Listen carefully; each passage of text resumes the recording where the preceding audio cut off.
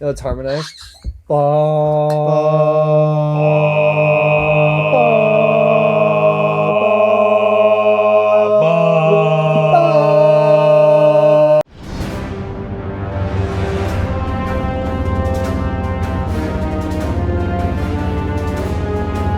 Hello, everybody, and welcome back to the 1313 podcast, the most mediocre podcast in the Star Wars universe. I'm Jacob. I'm Jackson. I'm Tommy. To all you Regs, welcome back to the podcast. To all you Shinies, welcome to the podcast. This is the 1313 podcast. Before we begin, please make sure that you press the like button, you leave a nice comment about how your week was, and you follow us on Instagram, Twitter, and TikTok. Links are in the description below, and if you haven't already, make sure that you join the Discord. Also, if you want to support the podcast, make sure that you join the Patreon. Link is also in the description below. We're going to be giving away the HasCon exclusive Jon Favreau figure, or Comic-Con, I forget which one it is. We're going to be giving away that Jon Favreau figure the 1st of December to those that are in our Gungan Boss tier. So if you want to get your hands on that awesome figure, please make sure that you are in the Patreon. Before we get into this episode, though, I am going to thank Ben Taylor. Sent me a nice package. What? Sent me a nice package. His package. What do we got? It's nicely bubble wrapped too. Very nice. Keep the package. bubble wrap so we can send it. Keep the bubble wrap so we can use it. This is great ASMR for all you audio listeners.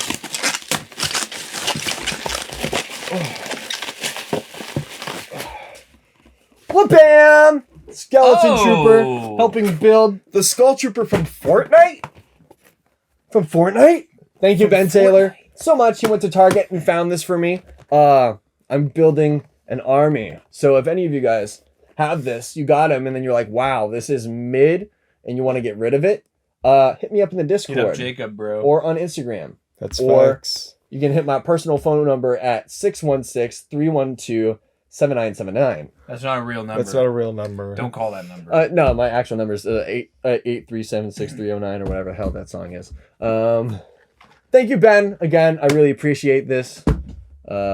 If you guys haven't already followed Ben Taylor on Instagram. Just some cool photography in our Ben, Discord. Isn't it Ben Taylor Photography? Yeah. Yeah, it's probably that on Instagram. Yeah. It's Ben's Toy Photography. Ben's Toy Yes. Photography. _ Thank you, Ben. Again, I really appreciate this. Now! So I just want to share something real quick.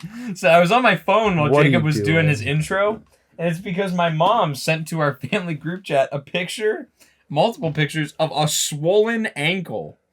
And I was like, Whose ankle is whose it? ankle is that? It's my poor sister who's in 10th grade. Something happened, then they literally don't know what. Her ankle just started going oompa For loompa doopity context, doop. an ankle supposed to be this thick is like this. So It's extended. yeah, her ankle said, "Violet, you're turning violet." So that's what's Dang. going on. But how's everybody's week going? How's I almost everybody got doing? gaslit into buying coffee, bro. That was actually All right, dude. stupid. You did not get gaslit. You're just He was saying gaslighting things. us. Yeah. You were gaslighting us. Stop No. gaslighting me, Jack. He's currently gaslighting No such us. thing as gaslighting. You're just crazy. My man is really just opening the Skull Trooper. He's opening on the whole podcast. Skull Trooper on the cast. You guys right like the sound of this nice... Okay, I do have to admit, although I hate the plastic-free packaging, at least they make the tissue paper pretty, so it makes me feel... Yeah, right. It makes me feel a little bit more You special. know what I about don't them like? This dumb little bag, the accessories. Yeah. come in. Yo, I hate that actually, little bag. okay, real stuff for a minute. Every single action figure I have gotten since Taiwan's feet have been stuck. Like my Christmas Troopers' feet are both stuck and the ankles won't move. I'm gonna keep it real, Is this a Jackson. new thing you people just are treat you just experiencing? treat your action figures like antiques that belong in a in Yeah, an art you museum. barely move them. Sometimes if they don't move, you just gotta force it. No, I mean like I try. It's the same issue I had with Fixer when I was in Taiwan and I had it. Like its foot literally popped off the socket and I had to put it back on. Hang on, bro. Like, it's like let me get literally- some real quick. Let me get I think this is just a Jackson issue. It might be me. You know what this is? It's Cap. That's Cap. That's what that is. Jackson's capping. That's Cap. I'm literally not capping. It's Somebody Cap. let me know if It's this is Cap. happening It's to you as genuinely well. Cap. I don't want to hear another I word. think Jackson just is so repulsed by feet that he's afraid to touch them. I love feet, dude. I wish I could have feet all the no. You do have feet all the time. Zombies. You have two of them. All right, guys. Here's this little baggie.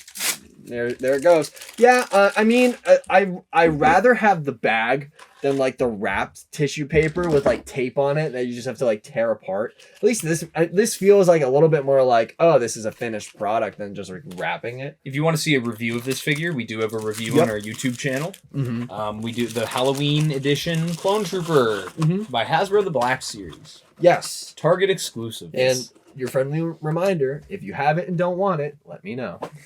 But I feel like getting into some interesting stuff that happened this week, though, in Star Wars. There was a tease that we had last night that Disney and Studio Ghibli was going to be collaborating on some sort of thing with Grogu. No. For those that don't know what Studio Ghibli is, do yourself a favor.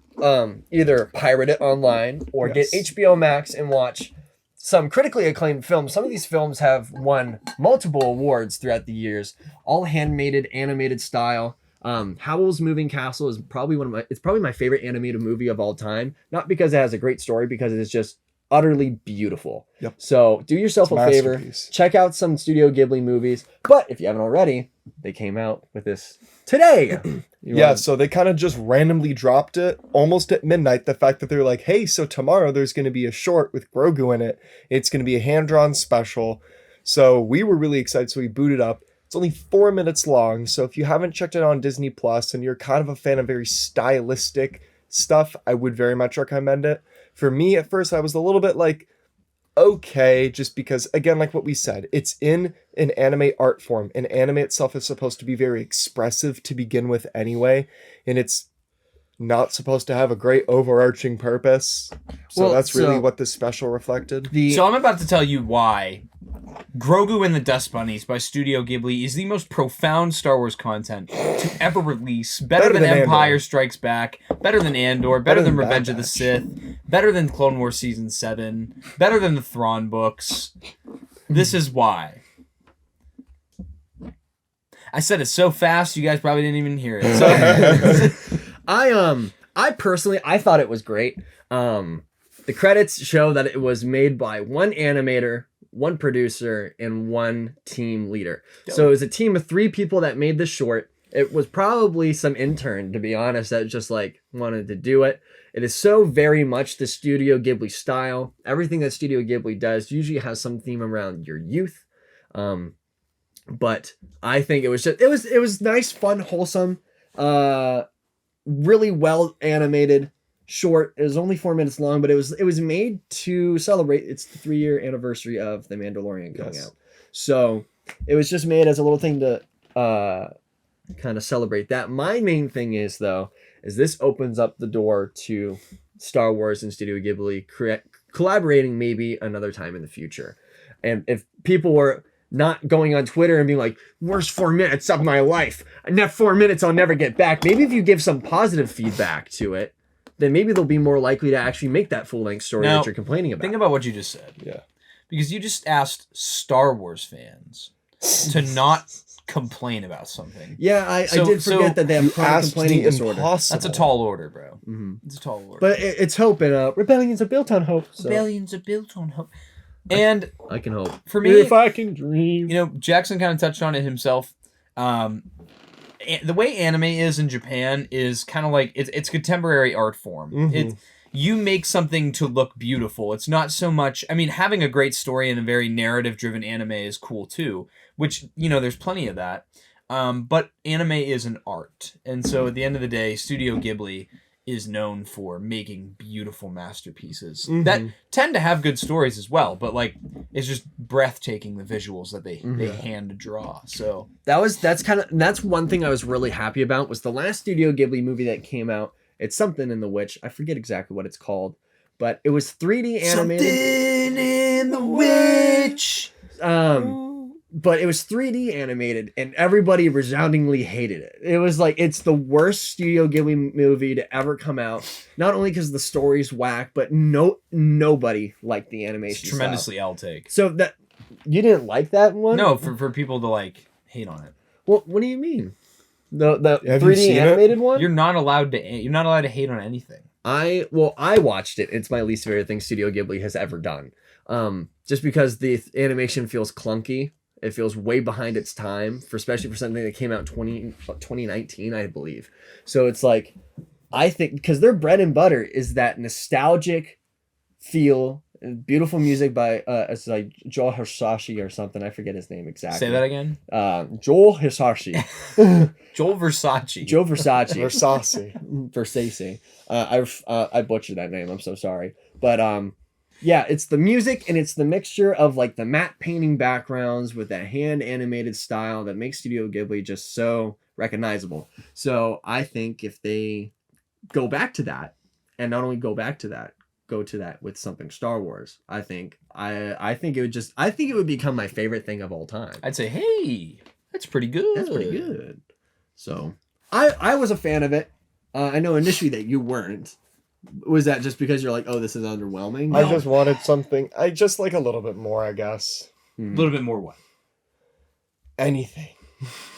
I think basically Jackson's little pee-wee brain wasn't able to understand the significance behind the. Sorry, I don't watch Grogu Rick and Morty like you. I just don't have that good of an intellect, I guess. But do you watch regular show? Didn't think so, bro. Your phone is buzzing a storm. It's right not. Bro, you literally... I put it. It's on silent. It's not vibrating. Your girl blowing up your phone. It's on silent. now. Still But buzzing. it can't be buzzing. It's on no ringer, no vibrate. You buzzing, bro. I guess I get where you're coming from, Jackson, of being like, oh, I wish it was more. When I saw things about there being a Grogu short film, I was like, oh, maybe it's gonna be like a 30-minute thing. And then when I saw Studio Ghibli in the mix, I was like, oh, this is gonna be like the best. The second I saw Grogu, I was like, well, here's the thing. This made me. This second to turn on, bro. I was like, this made me hate Grogu about like this much less. I think my main problem with Grogu is just the fact that it's the products that get endlessly shoved down my throat. And it's the fact that there's all the new Star Wars fans that don't care about anything else Star Wars. All they care about is Grogu. yeah. I think this is why you didn't like the finale of the Book of Boba Fett upon first viewing, because, throwback to that podcast episode, which I still believe is one of our best podcast episodes. You were very turned off to it, and a lot of it was because of Grogu. Mm-hmm. Yeah. So Jacob, I've always liked you don't like Grogu. That's got to be racist. It really does. I just gotta say. Whoa! I like, bro. I got friends that are like with Yoda. Dude, I have Yoda friends. I have Yoda friends. I dated Yaddle in high school. It's like I can't be. I'm just saying, it's not. It doesn't add up. Okay, gotta be racist. Bro, anyway, I love all people, but he did make that one album. Okay, like Graduation, is it? I don't know. I don't listen to Kanye. all right.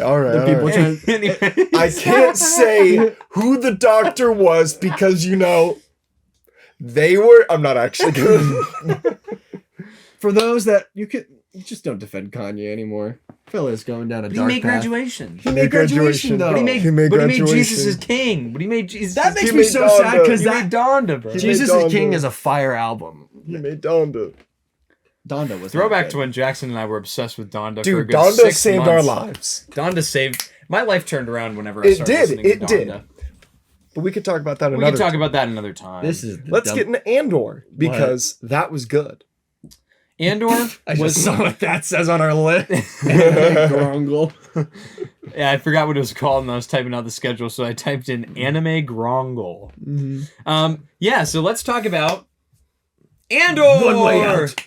One way out. One way out. I can't swim. One way out. Okay. One way out. Commander Bly did a post in the Discord about the whole swimming incident because I personally... We're just jumping right into the swimming. Do you want to take our time? No. Dude, you're diving deep. No. I didn't take that. Leave it up to Jackson to dive right in. But I thoroughly loved this episode of Andor. I feel like it was the climax that we needed for all the slow building action that we got. But at the same time, I'm going to be really honest. In my personal opinion, the fact that he could not swim, in my opinion, turned me off. You need to leave. As soon as he was like, I can't swim, I was like, I'm getting fired up. I'm getting fired up. Because let me just whenever you're done. All right. Because I absolutely loved his character progression throughout this entire arc. And I get it that in the end, the story's supposed to progress with Cassian and maybe we're not supposed to see him again. So maybe that's a means of getting rid of him. Sure, we don't know what happened to him and if he survived or whatnot, but like still, I just feel like for the moment it was just like such like a write-off thing to be like, oh yeah, by the way, this fella can't swim. Okay. I think it works for him not to be able to go off with Cassian because, okay, you have to remember at the time that Rogue One came out, he was currently working on the Ring of Catherine. No, he was working on What? episode 7, 8, and 9. Well, 7 and 8. He was Snoke. So Yeah. he couldn't be in those and also be in Rogue One. And half the people that we see him escape with, especially the ones that he was close with and like conducted the plan with, we see them all in the end of Rogue One. They're all like part of like the militia. So it wouldn't make sense for him not to be there in Rogue One if everybody else is there. So I'm going to just say this has less to do with continuity and more to do with the theme of of this episode of the show. This episode of the show is about, and we get it a lot in Luthen's monologue. This is about giving up absolutely everything that you value for a cause with no guarantee that you will come out on top or that you will come out alive. Because for Mon Mothma, she is actually considering giving up her daughter's freedom and That's setting whack. up her daughter in a Chandrillan marriage Yeah, that's whack. in order to get what she needs for the money moving for the rebellion. Well, we need with to see- Luthen, he has already given up everything for the rebellion. With this ISB turncoat that we now meet, Mhm. he is giving up his, like, basically he could lose his family, he could lose everything, and with no guarantee that he'll ever get out safely or alive. What do you sacrifice? Everything! And That then was like, and then with Kino, it's, which is Andy Serkis's character. With Kino, it's the idea that he did all this. He was so afraid to do it, but he stepped up. He did all of this just to get to the very end and not be able to escape himself where everyone else is. That's and fair. you see it on his face, that realization of, I did all this. I'm definitely dead now, but it was I couldn't escape. All this that I did, and I couldn't escape when I was so close to almost being out of here. But everyone else got to escape. Everyone else got freedom, and he sacrificed himself for freedom. I That's think fair. Andor would That's have fair. grabbed him and would have carried him like to shore if he wasn't did- shoved. Well, if he didn't get knocked off. I personally think that monologue from Luthen, I think his name is Stellan Skarsgård. You think his name is? He's looking at the actor's name. Well, I don't know how to pronounce his last name, so I think you pronounce Stellan Skarsgård. I think that was some of the best acting, best line delivery, probably the best monologue in all of Star Wars, next to General Hux's Hitler speech. Because that was pretty cool.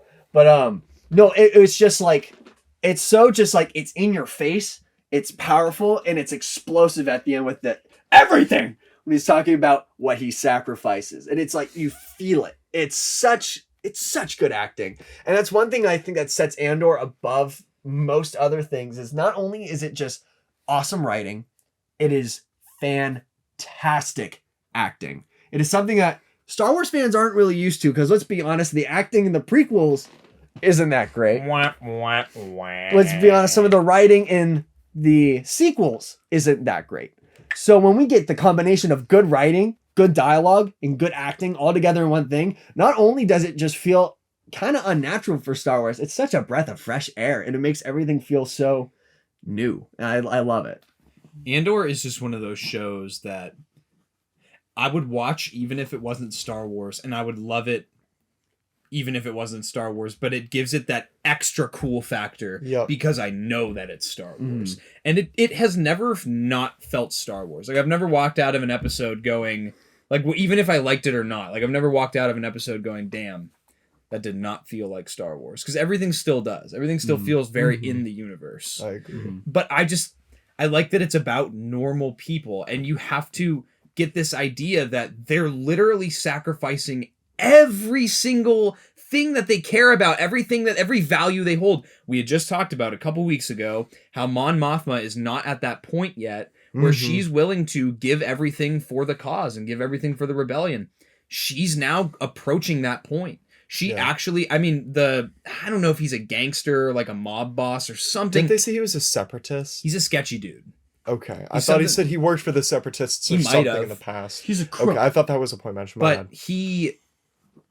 he calls her out when she's like, I'm not thinking about it. He goes, that's the first untrue thing you've said. That's the first It- lie it- you've said today. Yeah, and it's like it's true though, because Mon Mothma is now reaching this point where she is actually willing to give up her daughter's freedom of choice to marry who she wants, because that's what Mon Mothma was in an arranged marriage. Yep. And we learn more about that in this episode. And to see that it's something that she doesn't want to do, but she realizes that it has to be done in order sacrifice has to be made in order for her to be able to move these funds. Not That's only crazy that, to but me. if she doesn't move the funds, then because they're screening their finances. Yeah. Mhm. So she's going to get caught. So that's like the kind of time bomb to it. But again, I do feel like there isn't with the last episode when this was introduced, it's like, oh, she has to move the finances or she's going to get caught. It's like, oh, she's not going to get caught because we know that she survives till Rebels in the Senate. Now that we have this added on piece of what's going to happen to her daughter, adds tension to the situation, because although we know that she doesn't get caught, now we have another moral dilemma that she has to deal with, which is, I think, saved the writing of the last episode, because I think they realized that people that, if you're watching Andor and you're really watching Andor, you're probably a big nerd like we are. So it's like, you understand what happens in Rebels, so it doesn't feel like there's tension moving forward, but you introduce a new conundrum to create tension. So good on you, writers. I definitely really, really enjoy how the rebellion doesn't feel like something that's easy to be done, and there's lots of sketchy and morally sacrificing things that these people have to do to attain good, and to show that, like, in maybe like previous rebellious situations, you know, like, you always have to do the right thing, you know, everything's always going to be peachy, it's going to get hard here and there. It's like, no, you have to sacrifice everything that you do with no guarantee that you make it, change anything that you thought just to like make it through and win. And you see how much it affects Kino in the prison. Mm-hmm. And again, just to get to the very end and realize I'm not getting out. But everyone else was able to get out. And it's that self-sacrifice that needs to happen. I also want to say that I did call what the arc of the episode was going to be, that we were going to see an escape this episode, and the final episodes of the season is going to be the rebellion On Ferrex. on Ferrex. Yeah. Ferrex. So I did call that. That'll probably be cool too. But I feel like with the prison escape, just like in general and whatnot, I was really happy it finally happened this episode and there wasn't like a whole nother like thing of tension. But I really thought the way that they did it was ingenious too, with the whole like the water situation fill the floor, because then it can't electrocute you or get on the tables. It's just all the small things they didn't think of because they assumed that people were too stupid to rebel. So was the leak thing kind of confused me. So the was it that they wanted the water to leak so it would affect the other floors? Because that's what it did. No, so when you it's like if you dump water on your PC, electrical conduction goes from one pipeline to the next pipeline. Yeah. It surges it and it shorts it out. It backfires on the pipeline. So all the tiles were separate tiles of electrocuted bits that probably come up through the floor. By adding a conductor between them, you created a loop that before it got to your feet, it hit the water and it circled back into another cell. So that's why the dude that was standing in the water didn't get electrocuted. So it was like, also we could probably, you can probably, if we want to get really nitty gritty and nerdy, you can assume that the water in the facility didn't have like fluorine or anything to keep people safe, because that would cost more money, and distilled water is not conductive because it doesn't have any salt suspended in it to make electricity move through it. But then again, you could also make the argument that the only reason why if you drop a toaster in the bathtub with you is because the salt from your body makes a little salt water pool, and that's why it electrocutes you. Interesting. So that's why if you're in a shower and you drop something, you'll be okay. See, now that makes a bit more sense as well, just because when I was thinking of an electric floor in general, I thought the electricity would conduct through the water. Into you. That's what I thought. That's why I thought it was But that weird. makes a lot more sense too. Yeah. Well, it's because it hit. Well, we did see somebody die from the floor. Because the floor. it wasn't wet. Because it wasn't wet yet, but you gotta remember, it went. The floor is here, and then this is like two pads. It went. I mean, that was so smart though about the tables though. Get on the tables. Get on the table. Yeah. I was confused. Like, oh, that makes so much sense. I was confused by that because if you look at the tables look like they have the same surface as the floor, so it looks like they would be conductive. But why would you shock the tables? Because then, I mean, in case somebody tried to get up up more. I thought the tables were also like like electrically charged. But I guess that would also make sense due to the fact that because they have the Moving electric parts under them. Yeah, like you make it the same material as an illusion, but you isolate it because if you electrocute the tables, you're going to electrocute Short circuit everything that's in it, and then you're going to ruin it. So, and I mean, again, too, like they live in such fear of being killed that or being fried that they don't. Why would they even try something like get up on the tables? Mhm. Exactly. I thought their plan. It almost like it. Again, this show does a good job of like making me forget that Cassian lives past this point when I'm in the moment the first time watching, because similarly to Aldani when they're escaping on the ship through the eye of the storm, I was like, I was actually worried if they were all going to make it out alive. It was the same thing here where they're throwing the tools and the garbage and stuff at the guards, and the guards are just gunning people down, and then the guy who was supposed to get up and grab the guard gets killed. I was like, people die. That is the one thing that really throws me about Andor, is because you see so much in movies and in TV where an important side character or an established side character, if they die, they have like they have the moment. They have the moment. But I think it's because they're trying to really nail home the idea that this rebellion is nitty gritty. People are going to die, and that's how it's going to begin. Yeah. Is what they might die, but life moves on, and the rebellion must continue. So by like killing off seemingly like main characters or side characters and just being like they're gone, it feels weird because you're so used to getting like, they have their moment, but they don't, because in real life, in such a situation where the tension is moving, there is no moment. You have to think about survival and what's coming next.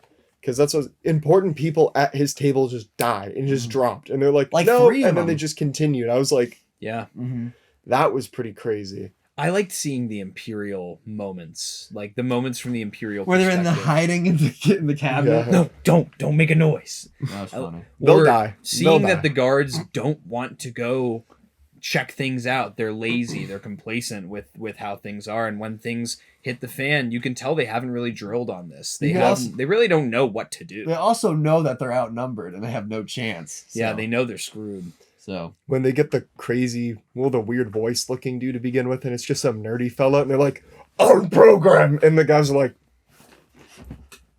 the command center was another big scene for me. Like seeing that again. Cassian is not. This is not your. When I'm wearing on my shirt, this is not your Luke Skywalker and Han Solo. This is more Han Solo from A New Hope.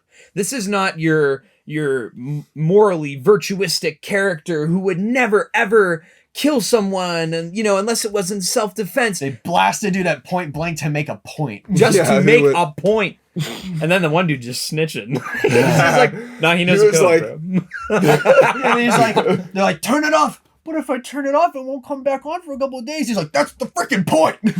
So losers. I think it's just, I'm glad that this episode happened, because the episode before was a little bit stale for me, but this really kind of made it worth it. It brought you back in. It brought me back just because it was good. It not only because it was like, it has action in it, and I need action to entertain my small brain because I swipe on TikTok all day. It's just because it felt like the writing was getting a little stagnant, which was making me disappointed in the show, because so far the writing has been good, but miniature arcs that seemed like they were pointless last episode paid off to something in this episode. So an additional thing I liked was Kino's speech, and the fact that Cassian could have done it, but he wanted Kino to do it because everybody would have rallied behind him, because at the end of the day, Cassian was a nobody who just got there, but people respected Kino and knew him. And the other floor managers knew who he was too and had an idea. So that's why it had such a profound effect. It's the same thing would have happened when he was on his floor and he told everybody. Nobody believed him until Kino spoke up and said, none of us are getting out. So... yeah, that's a good point. And I like with the beginning, though, Kino kind of starts to give a speech and it's not very good. And Cassian kind of nudges him, like, that's all you've got? That's the best you got? And so he starts to give a really, really powerful, moving speech. And for me, it was just... great dialogue. So oh my good. gosh, it was good. I also think one of the saving things of this show is the fact that the sets are because they talked about this in some of the behind the scenes. They're not using the volume. They're not using blue screen and These green are real screen. sets. These are practical sets, and they have hundreds of extras to fill the sets. It's another one of those things that just makes the show feel grounded. Because although you watch The Mandalorian and then you're like, whoa, this looks real. This looks like an actual place. There's always that. It's like how if you ever have been in VR. You can put on the headset, you can listen to music and have it look like you're outside. And you can see, oh, I'm outside. But you never feel like you're truly outside in the woods until you're there. You can have the same sights and the same sounds, but it's the presence of it that really makes it feel concrete. It's the same thing with this type of filmmaking. Practical You can sets. have the volume and it looks good, but it's never going to feel like a practical set. That's why I think, arguably, some of the original Star Wars films are more technologically advanced than all of the other ones, just because everything is grounded in its filmmaking and it's all analog. So I personally think filmmakers need to go back to doing things more analog, because everybody's so used to seeing things that are digital, and yeah, they look okay, but you can always tell that it's There's digital. the optical illusion of the volume, which is great because it looks real, but that's just it. It's an illusion. It's not real. And the like you said, the sets of Andor are so tangible because they're actually real places that have depth. The catwalks were in the same set of the main room where they build stuff. That was all one piece. It was not things stacked on top of each other. You know, it was not any kind of blue screen action going on. It wasn't like a shot of this on like a flat piece and then a layered shot from below. Yeah. It's one tangible set. Yep. Yeah. And even if it isn't a tangible set, then good on you VFX artists, because we cannot tell. I watched a behind the scenes thing about those episodes today on the Star Wars YouTube channel. Okay. And that whole thing was one big room that they built. Like, it was so cool. Nice. This whole thing with the sacrificing, I kind of want to talk about the Luthen stuff. Okay. Yeah, I was going to kind of start to talk about ISB For me, and Luthen. it's with Luthen, I don't know, like Luthen kind of is a lot more morally ambiguous than I thought he was, because if he is so willing to let 50 of Krieger's men, Krieger, another rebel sect like leader, Die. let these 50 rebels die. These are fighters. These are people. Like these are other Cassian Andors. These are other Saw Gerreras. Like they're all going to just lose their lives to make sure that The intel continues to flow. intel continues to flow. Because if they are tipped, then he's like, they'll know that they have a snake on the inside, and then they'll start looking. Yeah. And then, but the thing is that he's like, wants to give them all this information so he can get out. Yep. So it's like, he's like, I have a family, and Luthen's like, I wish. That was a huge shock to me in the end, that the ISB dude that we saw is a double agent working for Luthen to begin with. I was like, no way. The galaxy needs more heroes. And you know what I can find? Every time this show puts something in there that I think is pointless, or I go, why is that there? Why is this guy? It comes back. Because when there was that scene where they're figuring out how to lure the Krieger's rebels in, because their illusion worked. Yeah. They're just gonna, we're just gonna go investigate this. It'll just make sense that we were there because we were there to investigate.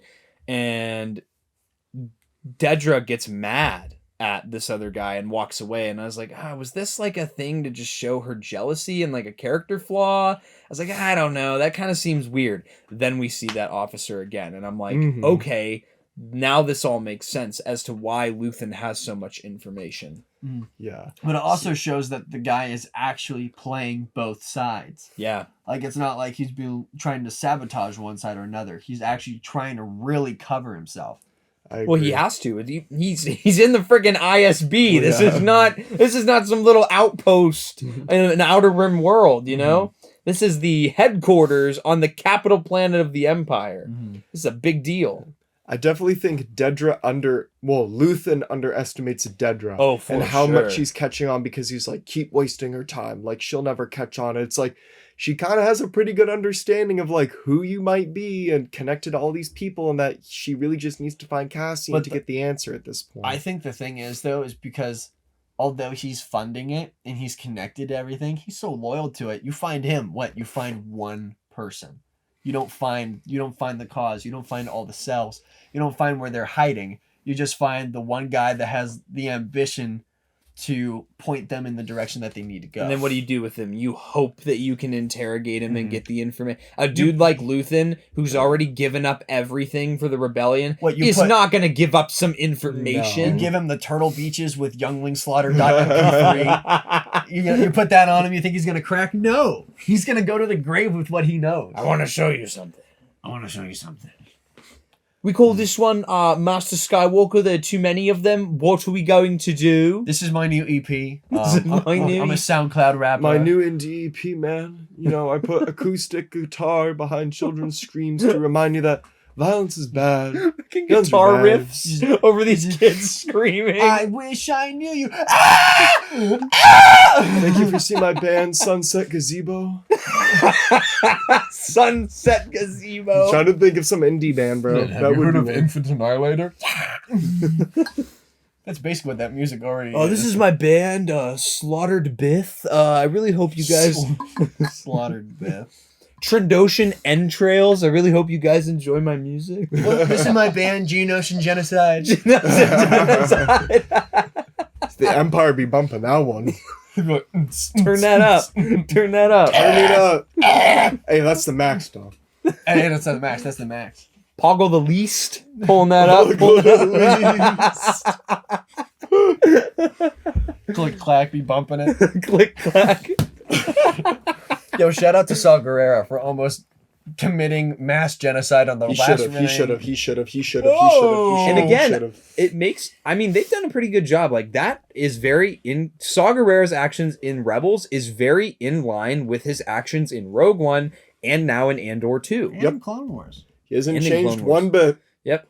He's the character with the least development in Star Wars. Well, what I want to see, though, is like how he gets from where he is what happened to him, his people in the Bad Batch, what makes him go to that point that we see him in all these later projects? I feel like something must have happened in the Clone Wars when Anakin and Obi-Wan left. His sister died. Well, besides his sister dying, once they weren't there to help mentor him, he snapped. Well, And I feel think like the extremism only grows from there. I think that honestly it does make sense. Because why does the Republic know what Saw Gerrera is to begin with, and they're sending clones in an elite unit to kill him? He must already be a separatist terrorist. Well, because he wasn't. He refused the rule of the Empire when it switched over. Yeah, true. He's a potential problem, and the Emperor's motto is to eliminate potential problems. Mojo Jojo Jojo. from Powerpuff Girls. Zao.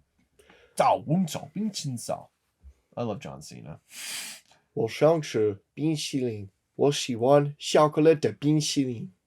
POV. Facts. He just ticked off the entire Chinese Republic, and they say, "We ain't gonna play your movie if you don't apologize." He said, "Oopsie poopsie, I'm sorry."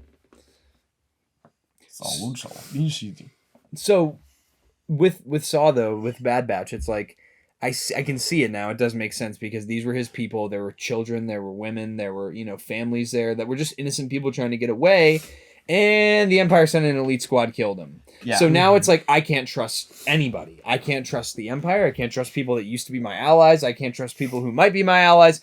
I just have to keep everything to myself. Mm-hmm. And now we have the partisans, and we have Saw Gerrera's lovely group that commits war crimes upon war crimes, Like two upon tubes. war crimes, like two tubes. Or Tommy Two Tails. I gotta say, if anybody has played Dungeons and Dragons, I just have to say, I used to absolutely take a dump on anybody. Nice catch. I Thanks, heard man. that. Thanks.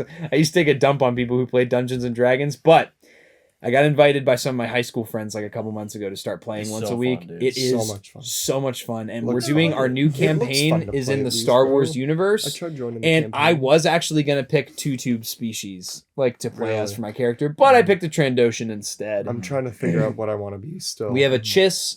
We have This makes me mad because I was gonna do a chiss. a Force sensitive clone trooper, and then we have a Hutt named Poopy Doopy the Hutt. So I might pick like a B1 battle droid or something. you could be Babu Frick's species. Should I be a battle droid or a robot? I literally just said I was gonna. The droids kind of suck, to be honest, in this and like with their stats and stuff, they kind of suck.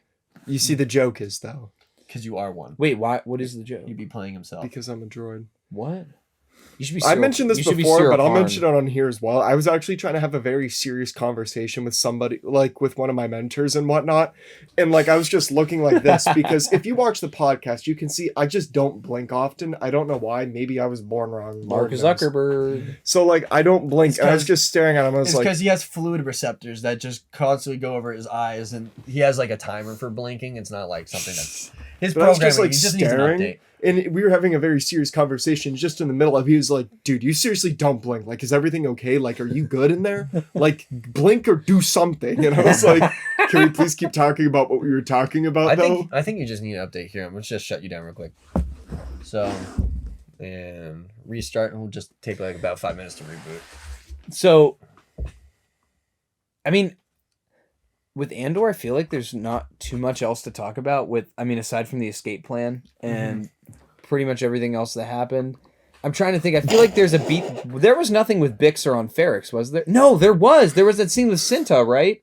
Yeah. Yes. There's a brief scene where There's Cinta. a doctor going to see Andor's mom, and Cinta's Yeah. watching. Yeah, because Marva. That was kind of just like a real quick thing that I feel like Bix doesn't go, established what's does she? happening. No, because she's still in prison. Because she is blip blabbity bloop. She's messed up in the head right now. Yep.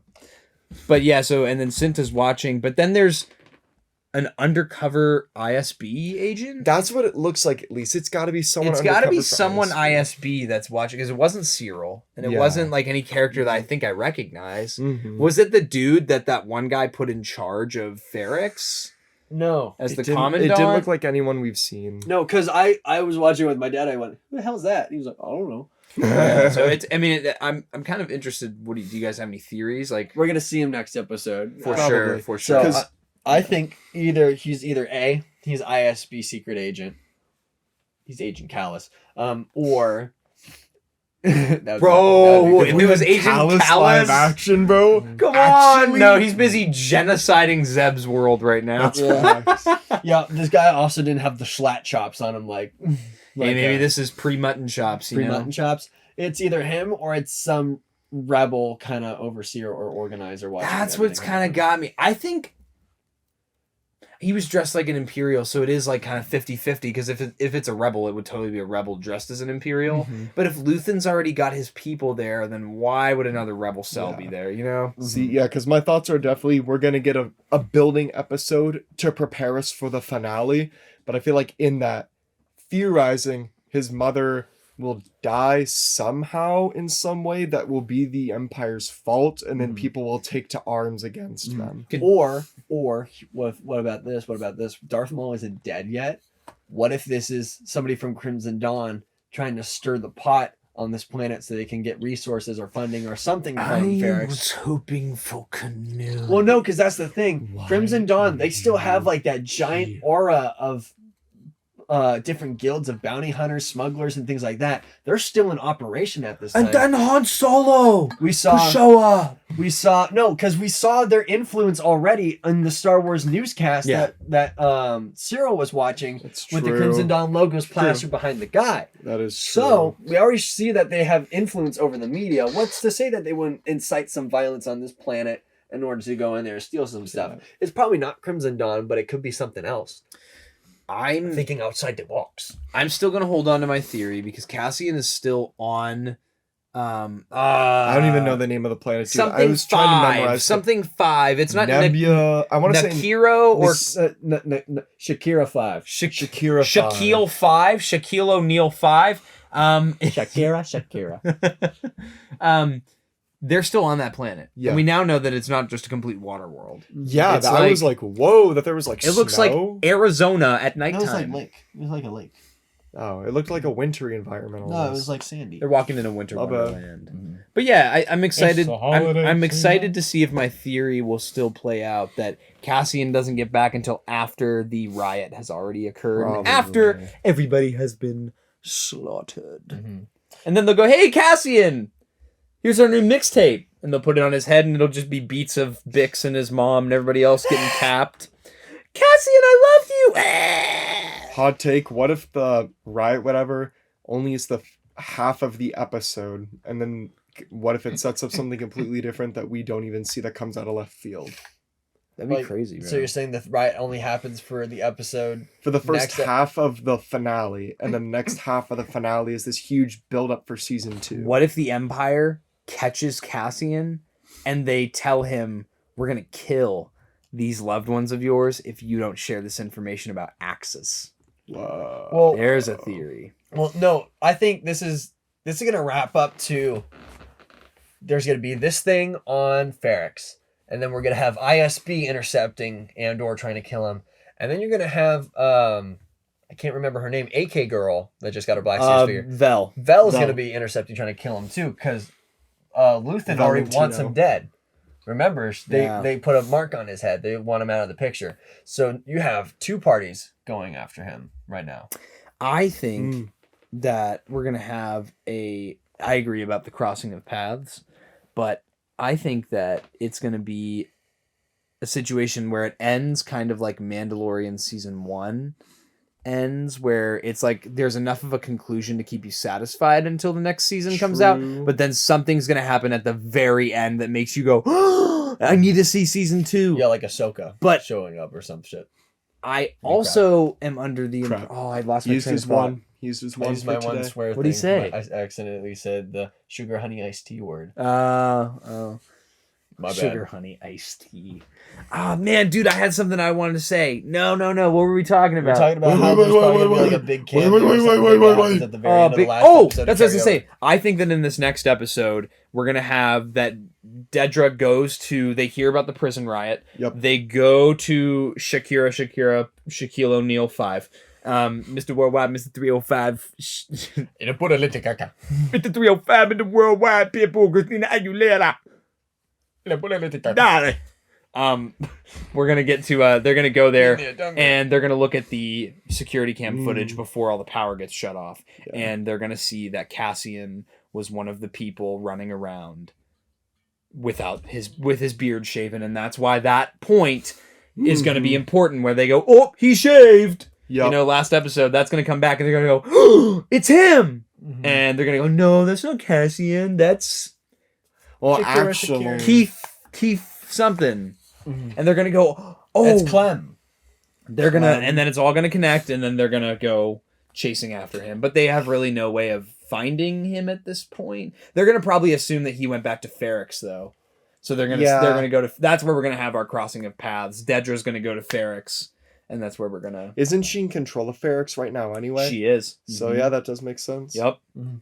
And the hotel is totally gonna play anher important role before Hotel the end of gonna this, go. too. And we also guys see what happens to B2 Emo and how he's gonna get transferred over into K2SO. Hopefully. He's goner. He's a goner. But there's a lot of things that are coming with Andor. Lots of excitement. Lots of excitement. Yes, Lots of yes. excitement. Okay, here's something that has nothing to do with Andor that just kind of popped into my brain mid-episode.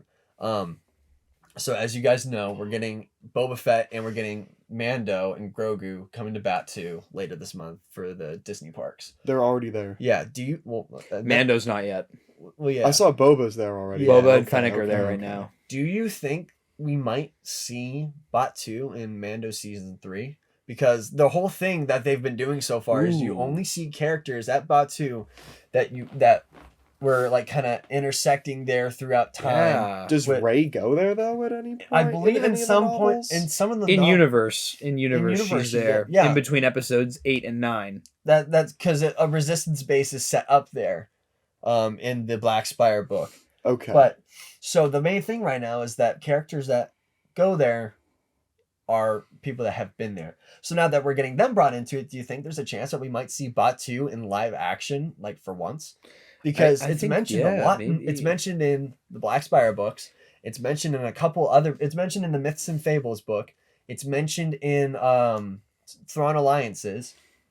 And I would love it to see Thrawn and Anakin on Batu, or That'd be Thrawn and so Darth cool. Vader, which is definitely possible for them to do, especially with them saying that they want to bring more characters and if they want to stick to what media is. So I feel like my theory of seeing maybe Darth Vader and Thrawn at Batu would only work if we saw Mando and Boba on Batu. And plus, I think it would be so much cooler if we actually saw it in Star Wars I agree. for once. Mhm. Because then it would actually, because it's like people describe going to Batu and they're like, oh my gosh, it's like I'm in Star Wars. It's like, yeah, but we've never seen this location in universe, so it has like the style of Star Wars and its architecture, but it's not never been tangibly seen in Star Wars.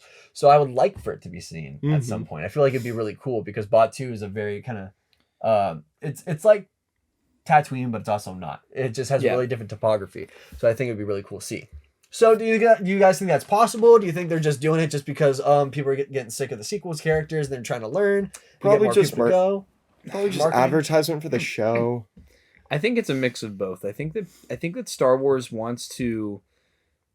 I think that they push the sequels so hard that now they're at a point where they're like, okay, if we keep shoving it down people's throats, they're just going to reject it even harder than than some fans already are. So let's give people the things that they want and the things that they like, and then put it together with the things that they don't like, because that's what the Clone Wars did, and it worked out really, really well. If you think about, I mean, specifically Anakin's character is the biggest thing. You look at Anakin in Attack of the Clones, and then you take that character and you put a spin on it in the Clone Wars, it fits, and it makes that character much more digestible going into Revenge of the Sith. You also see with that, it's like you see the turn of him to the dark side, which is what people were kind of like complained about with episode 3. It was too fast. It was like a flick of a switch, which it was, but then again, you had 3 years of this war in between where you didn't see what happened. Yeah. So, this has nothing to do with Batuu or anything, but it's like, I feel like it'd be cool to actually see it in Star Wars rather than just reading I'm with you about on that, yeah. Because it's like, I've read about it in 3 books now. So it's like... Oh, you read the Black Spire book too. I forgot about that. So, and the Black Spire book is really, really good. It really lays out like what Batuu is, and it makes it really cool because now it's like all the landmarks in the book are like shops and stuff that are actually at the park. So it's like, oh, I've read about this and now I can go there, which is cool if you read. But you got to remember, a lot of people in the Star Wars community don't read the books. No, they don't. So I feel like they have to at some point put it into the media. I agree. So I also think that Mandalorian would be a great place to do it because he bounces around the galaxy all the time. Yeah. It would just make sense for him to go there like at least once. Or if Cassian went there even just to see it on screen for once. And you could fit it in because the Black Spire outpost is a very popular place in the Outer Rim where people just come and go. It's like it's like a refueling spot mostly, but you could definitely work it into pretty much any character story. I mean, they the make a point of truck that. stop of Star Wars. Just the come and go. And then, real quick before we end the episode, I did just want to talk about. I've been working on my clone armor. Finally, Yes. finally, I've been working on my clone armor. If you want to go see my progress, I'm posting it in the Discord. I'm posting it on my Twitter, and I'm also posting it on. Here's some pictures of it right now. I'm just No. Throwback to that trend. I would say that and Tommy would be like, dude, if you say that again, I'm gonna blow your head Here's off. a picture. Here's a picture. Right here. Here's a picture. Here's a picture here and here and here and here and here. And then It'd be really funny if you actually did that though. No. No. But yeah, and I've also been posting it on my Instagram page, 1313 Tommy's Collection. All the progress. It's the ARC Trooper Commander Blitz from the Clone Wars in the animated style. And I went through my kit with my father the other day, and I found out I have no blaster pistols and no holsters for blaster pistols. So I reached out to Tall Guy 102, an awesome member of the 1313 community, asked him, hey man, would you be able to print this stuff out? Because he does a lot of 3D printing, like commissioned work as well. He was like, yep. And as of recording this, I messaged him a little over 8 hours ago now, and he's already started and printing stuff. Yep. That, like, right then and there started printing. I'm like, this community is fantastic. Thank you, Tall Guy, for doing that. That's the thing. I'm so thankful to have the community that we have. That's the thing about our community. It's like, yeah, I kind of feel sad sometimes that we don't have like the numbers that other people that do the same type of content that we do have. We're not real big, but at least the people that we have in our community are some of the most genuine, great people. We got some G's that love Star Wars. Yeah, and they're sweet. Like Ben Taylor went to 2 Targets actually to find this for me and sent it to me. And then we got people that just send us care packages. We got people that donate to us in the Patreon. Yeah. And we're thankful for each and every Yes. one of you. For if you're in the Discord, if you're in the Patreon, if you even just comment on our videos. And that's the thing that, like, you know, you talk about like numbers and stuff, and I agree. I would love to have like huge numbers. on YouTube I want and to be stuff. the biggest Star Wars YouTube channel ever. That's that- what I want. That would be so cool. But like nowadays, so many people fabricate their numbers that, like, I mean, when we were kids watching YouTube numbers were much more genuine than they are now. And so many people fabricate their numbers, and so many people are really only in it to see how many views they can get. I'm really thankful that the content that we make has always been stuff that we've wanted to do. And the fact that it reflects on our community and the community reacts so positively to what we make, and the way that we have like such an in-depth connection with our community, whether it be through the Discord, the Patreon, just people reaching out to us on social media. Yeah. Like I would rather have that forever than have millions and millions of views every day, as much as that would be nice to have millions and millions of views every day and make money. and like finally be able to like monetize the channel and stuff.